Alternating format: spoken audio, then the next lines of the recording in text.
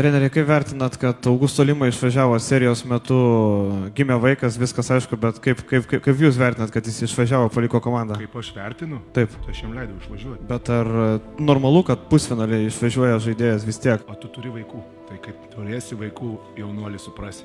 Nes čia yra maksimumas, ką žmogus gali patirti. Vau, geras klausimas tikrai. Tu galvoji, krepšinis yra svarbiausia gyvenime. Pusfinalis. O kam jisai yra svarbus? Kuriai? Tu matei kiek žiūrovų. Svarbu? Ar žmogui, tai tu kaip vaiką pirmą savo pamatysi, tai tu suprasi, kas yra gyvenime svarbiausia. Ateik su manim pašnekėti tada. Nes nieko negali būti didingesnio pasaulyje kaip vaiko gimimas. Patikėk manim. Nei titulai, nei niekas. Augusto Lima yra dabar padangėse ant emocijų. Aš labai džiaugiuosi už jį.